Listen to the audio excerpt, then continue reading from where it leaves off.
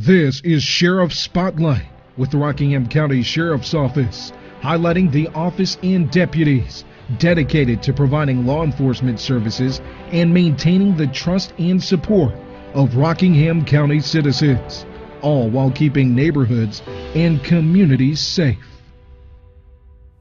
Welcome to Sheriff Spotlight for July 2021. I'm Lieutenant Kevin Southard, your Public Information Officer for the Rockingham County Sheriff's Office. And in the studio with me today is Sheriff Sam Page. Sheriff, good morning to you. We are broadcasting from beautiful Wentworth, North Carolina. We've got a big show ahead of us today, and so I'm going to jump right in. Sheriff, good morning to you. Good morning, and let me tell you, I am excited. Do you know why I'm excited? Why are you excited? Well, I'm excited because you know what starts Friday? What's that? Football. Oh, we have football right in Rockingham County. That's right. I just finally got my schedule. One of my school resource officers provided me a schedule, and so I know when we're playing football. But it begins this Friday. Got a great game coming up here in Wentworth at Rockingham County High School in McMichael. Be a good matchup, and I hope to see some great football that night. I know. So and I'm excited. I know you're a huge fan of high school football, and you have a particular team. You're an alma mater of Reedsville. But you support all the teams. I support all the teams, but I was going to say, and I'll be out visiting a lot of the teams and stuff. But I do love football season. It's a great time. Great time. A lot of fun. Yes, a lot sir. of fun. So I just want to go ahead and get that in. So all right. You know, if you're interested in catching some of the games here. The games start at 7:30. That's right. And you can you just check your schedule online for our high school teams, local high school teams. You have Reedsville, you have Moorhead in Eden, McMichael, and Madison, and then you have Rockingham over here in Wentworth. So again, some good football ahead. Awesome. So good luck to all our teams. We've got a few things to talk about when it comes to schools, and starting back up here relatively quickly. We'll go into that a little bit later in the broadcast, but right now I wanted to start off with something that I'm frequently asked, and that is, what is the difference between the sheriff's office and a police department? What's the difference between a sheriff's deputy like myself and a regular police officer, a city police officer? Okay. Well, the municipal police officer is hired by the city, okay? The city is obviously ran by a city manager, right. And then you have city council as an advisory body to the manager, and then the police chief is appointed by the city. He goes through the similar process. He's hired by the city leadership, and then he begins his task as a law enforcement leader for the city. Okay, but he is hired by the city and appointed. The office of the sheriff is an elected office. Right. Okay, and so in order for someone to serve as sheriff, they're elected to the office. It's a 4-year term, and they're elected by the people. So I tell people when I go to work, I have 92,000 bosses in Rockingham County. I work for the people, and don't get me wrong, the police chiefs, they do also work for the people. Right. But I'm saying, but I'm elected. They're appointed. Right. And so anyway, and then the city officers, their jurisdiction is generally any property owned by the city, and around the city there's like a 1-mile buffer, something like this. So the city has their jurisdiction. In the county, we have jurisdiction county-wide, which means we can enforce any of the state laws county-wide. Right. Okay. And then of course another thing is that we're responsible for by our work and our responsibilities. Our primary responsibilities are running the jails, right. Maintaining a jail, also maintaining order in the court, protecting the courts and our judges, and then also we have the responsibility for civil process. Serving civil process. So we are responsible for civil process, which a lot is served. And those three are unique solely to the sheriff's office. Those are primary responsibility of any sheriff, not only in North Carolina but across the country. Jails, civil process, and the courts. And that's why when you see like a court television show or something along those lines, the law enforcement officer you'll see in the courtroom is a deputy, because that's mandated under the bailiffs work for the sheriff, and they're working within the court system. That's right. So that's very appointed, elected. Right. All right. What else you got? Well, and I'd like for you to tell the story of where the sheriff came from, the word sheriff. I know you tell this story to some of the school groups that we encounter. Yeah. And I always thought it was pretty cool. So, well, see, the oldest law enforcement officer in our country is the sheriff, office of sheriff. You know, the office of sheriff goes back to the times of the knights of the Round Table. The sheriff, served England. In England, the sheriff served the king. The sheriff was the tax collector usually, and the enforcer, right. And because he had made sure that when people were coming in hunting illegally in the king's domain, they had to deal with those persons, right. or any other criminal offenders. But also they had to go out and collect the taxes. So back then, probably the sheriff was not a very favorite person of the people, but he did serve the king, work for the king. So when everybody came over from England to the United States, they brought those traditions with them. And then many years later, like in our charter, our Constitution in North Carolina, established in 1776, the sheriff is a constitutional officer. So it's set out in the in the North Carolina Constitution. And so not only am I bound by the North Carolina Constitution, but I'm bound by the U.S. Constitution in my work. Yes. It's a big responsibility. It is. It's got a lot of heritage, a lot of history to it. Most people, the office does. Most people, when they think about a sheriff, they think about the Western days. Now, I put on my cowboy hat every now and then. It's kind of a drawback to the Western days and stuff. Right. In the days I used to ride the horses and the mules and stuff. But yeah, a lot of people think about the old days like in like Tombstone, right, and Wyatt Earp.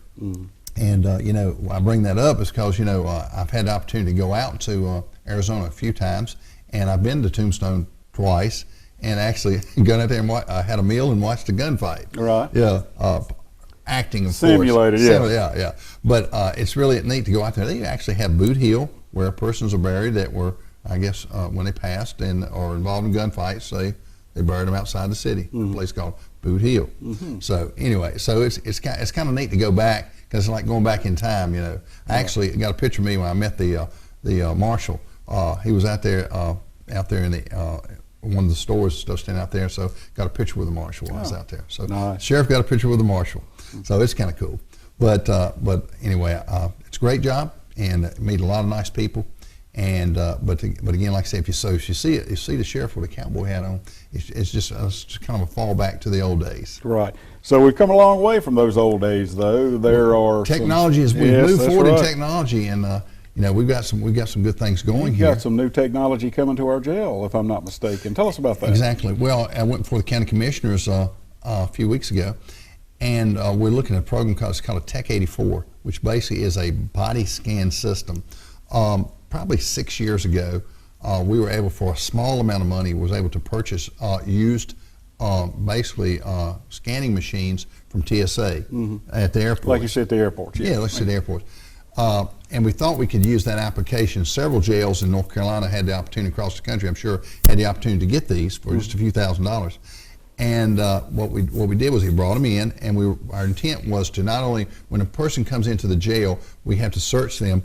We have metal detectors when you come in and stuff, as you're checking through, to make sure persons do not have weapons on them.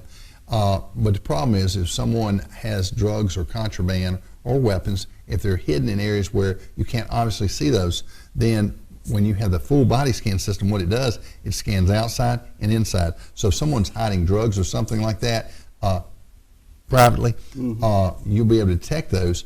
And what I'm hoping is the message will go out to anybody that's coming into our jail is, if you have drugs on you or contraband on you, we will find it. And you'll get another charge. That's a felony charge right there. That's right. Bringing drugs, contraband, even a cell phone into a jail facility is a crime. Right. So again, thanks to we were able to find the resources to cover this. We also had the support of the commissioners on this. We explained to them how it works and the importance, because here's the thing: if you have one inmate in your jail that, say for example, is hiding a drugs like fentanyl or heroin, and they hide that in areas in private that you don't know right away, if that container busts and that drug gets into the person's bloodstream, it can kill them. And I said, it pays for itself. And if you have one case, it is paid for itself. So we don't want to prevent having any cases of anybody overdosing or dying in a facility because of an overdose, because of a substance that was hidden that we didn't know. Right. And now we have a better chance to combat those problems and make our jails even safer and to keep contraband and drugs out of our facility. I'm telling you, technology has come a Well, long way. we have a responsibility. As sheriff, I have a responsibility. We average about 180 inmates out of. We have a max capacity of 230 inmates, but we average about 180, and it can vary. It can go higher or lower. And we have a responsibility to every one of those inmates to make sure that we look after them while they're in our facility. And you know, every one of those persons that are in our facility are somebody's family member or a child that went down a bad path, but they're in our jails, and while they're in our charge, we have to look out for them. That's right. So we're going to follow the law. We're going to do our job to the best of our ability and make sure we protect, and also we protect our staff. Right. Because weapons getting into the jail can be dangerous and detrimental to the operation and to our staff. Absolutely. So that's one thing, a piece of technology. That's right. Now, another piece of technology that you've been working on is acquiring a drone system for like search and rescue missions and so on and so forth like that. Tell us about that. How's that going? Well, for about the past 20 years, I watched the military technologies that are going on around us. And usually it takes about 15 to 20 years before you can even consider affording any of that technology. But the military uses a lot of these technologies to, I watch them to get the kinks out of them. Right. And so they developed a drone program, and now it's pretty common. A lot of people, videographers and a lot of other people, use drones for commercial and for professional and for law enforcement and military use. But what we're looking at is not really the military drone system. And you picture drone, mm-hmm. They have different types and different missions. But what we're looking at is a smaller drone system where we can train a few of our deputies that in the event of an incident where it's either a emergency where we need to locate somebody and fly one, if we need to locate a bad guy that's run and committed a crime and run off into the woods, if we've got our dog teams out there working, trying to search to find somebody, mm-hmm. we can get a drone up in the air and basically get some eyes in the sky to help make it safer for our employees and also to aid us in locating people in need in an emergency situation or in crisis. So it's not that big of a cost for a lot of these programs. And and I've told you this before, as long as we can seize money from our bad guys, right. we turn that money around, non-tax dollars, and try to use those monies for good. For some of this new technology. So if you're a bad guy out there and you got a lot of money and you're doing bad things, our interest is taking you to jail and seizing your assets and using those assets for good use, for law enforcement use to protect the public. Using it for the good guys. For the good guys. Absolutely.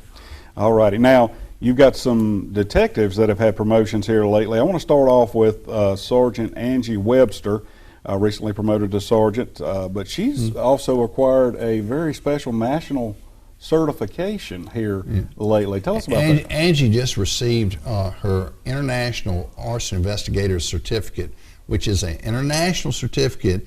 It's one of the higher level certificates you can get.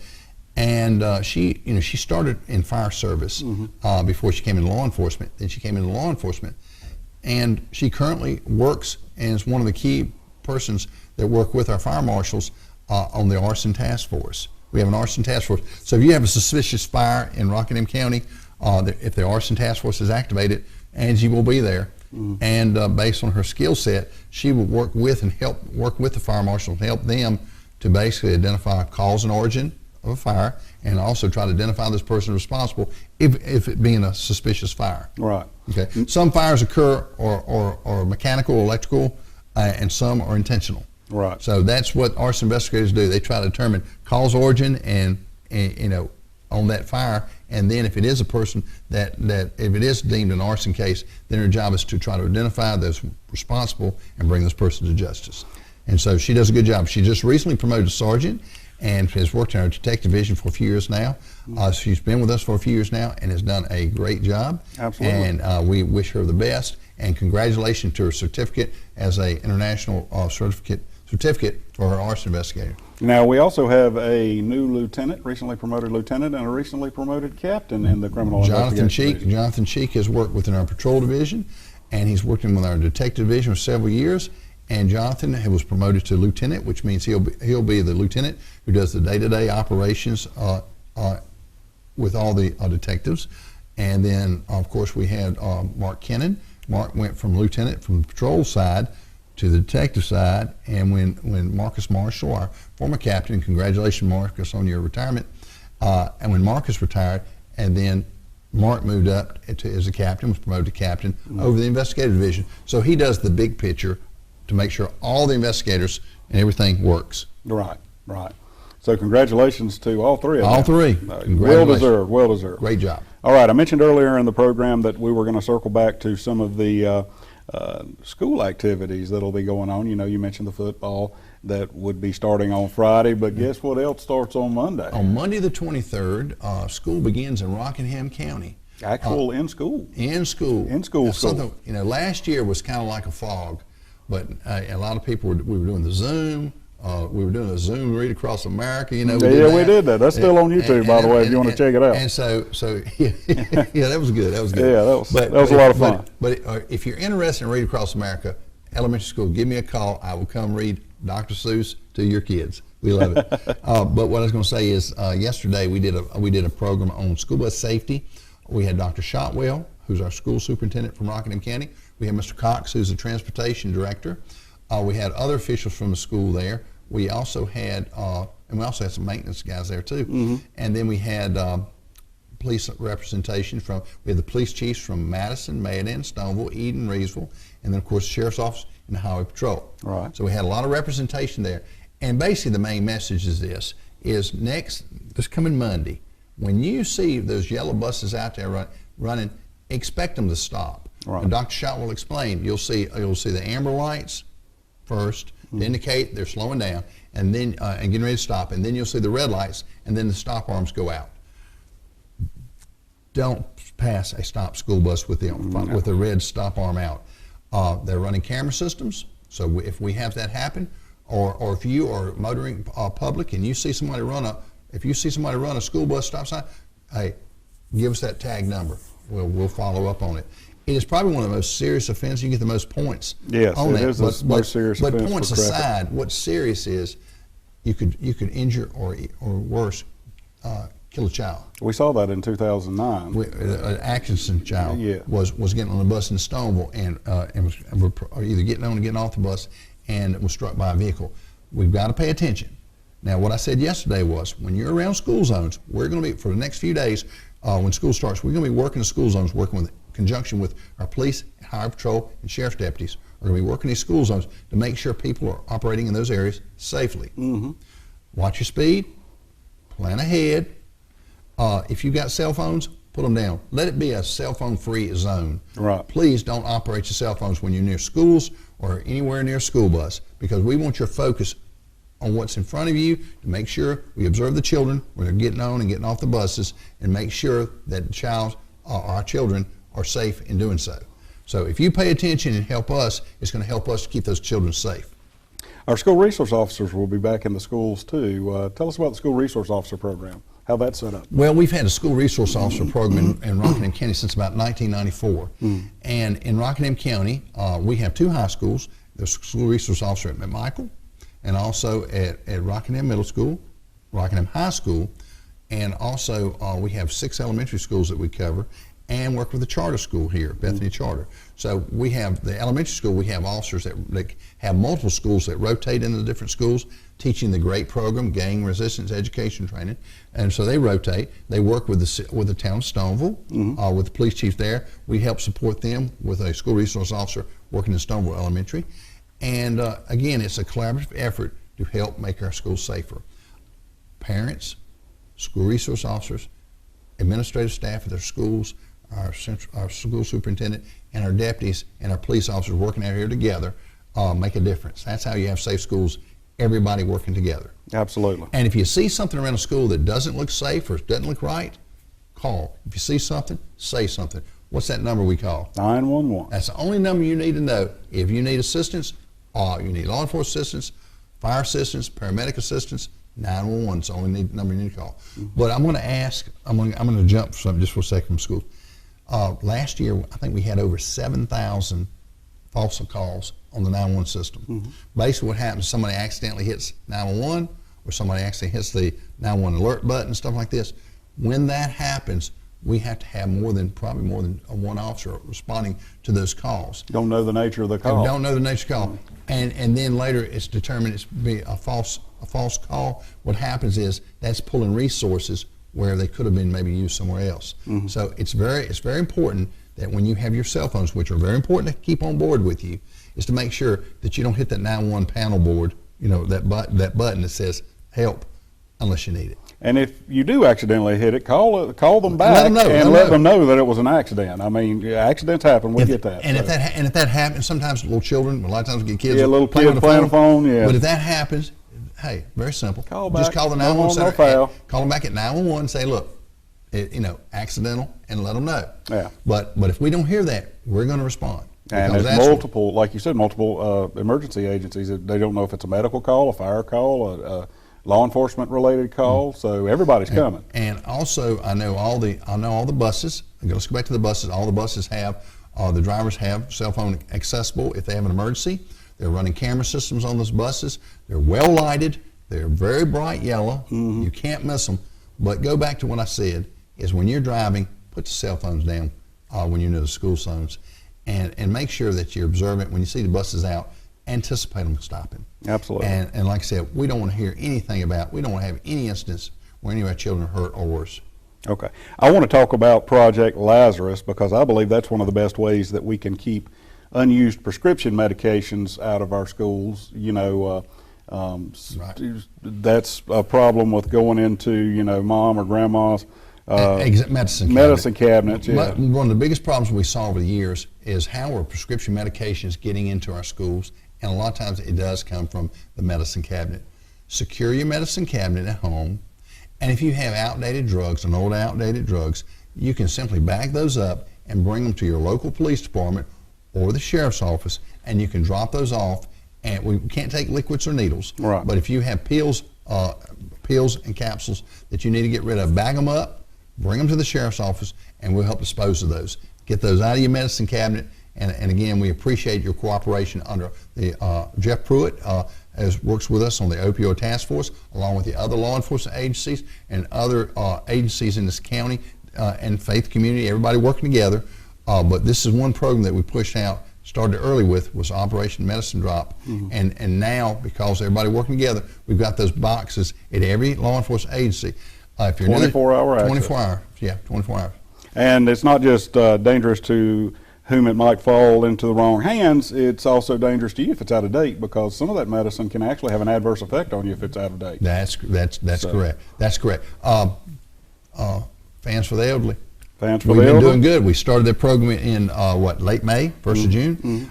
Fans for the Elderly is basically a donation program where you can buy a new UL approved fan, bring it by the sheriff's office, and we will, or by your local fire departments, and we will get those to DSS, Department of Social Services, and distribute those to senior citizens that need the fans, because it's been hot. It's really been And really the hot. need's still there, and we're going to be running this program through Labor Day. The need is still there. Please consider donating if you haven't already. Basically what we're running into is by the ones that are donated are pretty much already spoken for by the time we get them and collect them. People are donating them, but there's a waiting list. How long are we going to be collecting fans? Through Labor Day. So Labor Day. So if you would like to donate fans for the elderly in Rockingham County, it's a program in collaboration of the Sheriff's Office, our local fire departments across this county. Just pick up a UL approved fan. I know a lot of stores got them now. And UL approved fan, and bring it by the Sheriff's Office anytime, and we'll make sure that we get those to the Department of Social Services and get those distributed out to those persons in need. Now, it's another thing. We got a lot of bad weather going on. Ladies and gentlemen, we had the tornado warnings and watches and stuff going on yesterday. Some flooding. Recommendation is, if you have senior citizens that you know of, particularly during these bad weather times, check on them.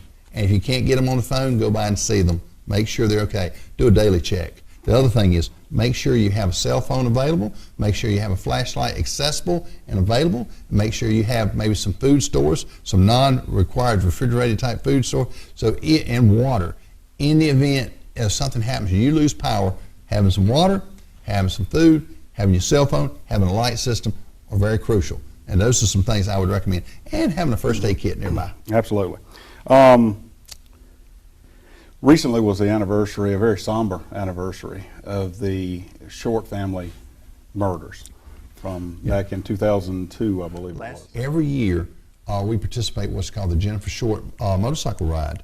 It's basically it's a ride to keep the case alive, where Jennifer, Mary, and Mike Short were Mike and Mary Short were murdered around August 15th of 2002, and their daughter Jennifer was kidnapped in Henry County and abducted, and then 6 weeks later her remains were found in Rockingham County in the creek on Grogan Road, which is near Deep Springs Country Club area, near the River Road actually, River Road and Grogan Road.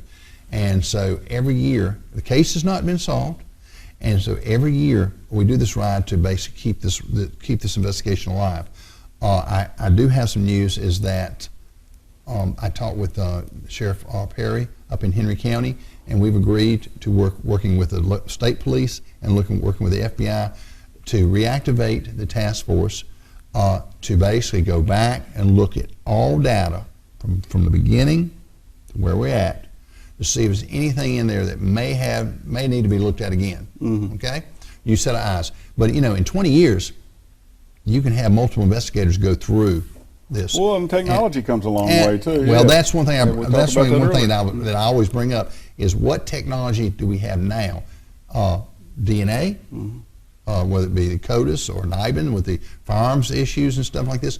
What type of analysis do we have now that we can bring on board that may help us to bring closure to this case? Also, I appeal to anyone that has information or that piece of the puzzle that may help on this case. There's a $62,500 reward still out there for information leading to the arrest of the person responsible for the Jennifer Short homicide. So I know in 2002 what I was doing. I was taking my daughter to college. I saw it on TV down at UNCW, and then I realized it was back in Henry County, and our staff, just north of us, in Virginia, our neighbors, and we sent staff up there to assist, because you never know when you're going to need help. 6 weeks later, we were a part of the investigation. And this case not only brought attention in this community and their community, but across the region, across the country. And we were doing investigations from here to Yellowknife, Inuvik, up in the Northwest Territory of Canada. You know, you see the show on TV, Ice Road Truckers. It was in that area, many miles away from Rockingham County, that we led us to, and also back. Thousands of information, bits of information have come in that have been worked. The FBI task force, state police working together. Featured on America's Most Wanted at one point. Featured on America's Most Wanted. But here's the thing, this case can be cleared. In these homicide cases, in cases of crime against person, the reason why there's high solvability is generally there's a connection between the offender and the victim, some type of connectivity.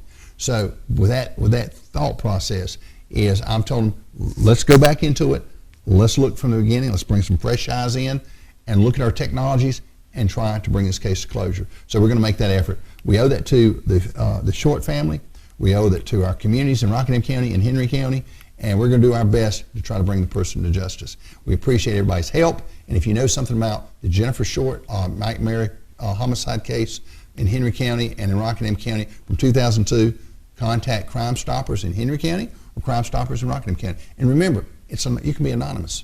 That's right. That's right. And I believe that we will solve that. I believe that it's just we appreciate everybody's help, because that's some people's family. That's right. That's right. And people still ask. Right. Well, Sheriff, thank you for joining us today for Sheriff Spotlight. We want to remember all of those that were affected by that case. Don't forget them. We want to thank the motorcycle riders that were involved in that Jennifer Short Memorial bike ride there. Each year they raise money for a scholarship in her name. I believe that this year they raised $1,500. So, you know, again, thankful to keep her memory alive in that way, and to do good for the community like that.